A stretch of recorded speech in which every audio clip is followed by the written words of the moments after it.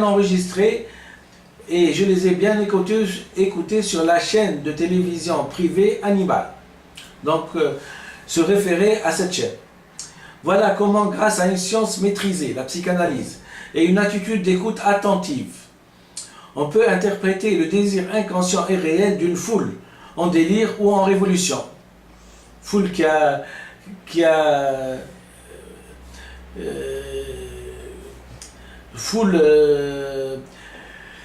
gagné tout le pays. Toute la population de la Tunisie était en révolution, en insurrection.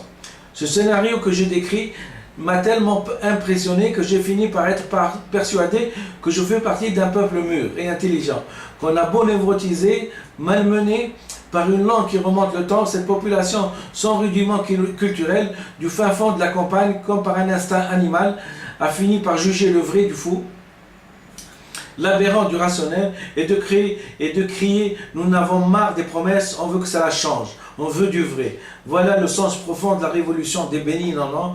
Ainsi la révolution arabe est bien née, le dictateur a abdiqué, une nouvelle Tunisie est née et il s'apprête à prendre des nouvelles mesures sur le langage et surtout les droits humains, en premier desquels la liberté d'expression. En conclusion, si vous me le permettez, mes téléspectateurs et mes assidus à mes vidéos, voilà ce que je dis. Le roi est donc mort, vive la République. Une page est tournée. La révolution est bien là, en Tunisie. Les enjeux sont énormes. La jeunesse est avide de changement. L'égalité, la liberté, la dignité. Le seul danger, c'est la persistance des symboles de l'ancien régime. Ce que j'ai appelé tout à l'heure les diplômés de l'indignité. Certains se font petits pour éviter le couperet de la justice, d'autres voulant un rôle dans le nouveau échiquier politique. Malheureusement, ils sont dans une impasse symbolique. On ne peut pas être et avoir été.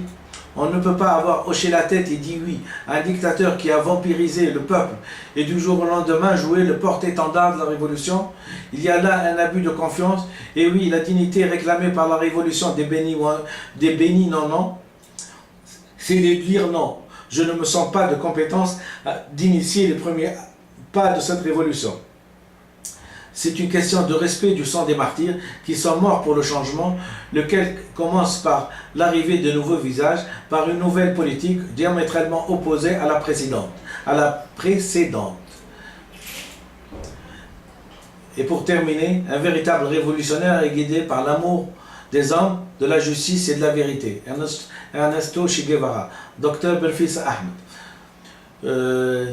La lettre est terminée. Je suis content de vous l'avoir lu par vidéoconférence, si j'ose dire.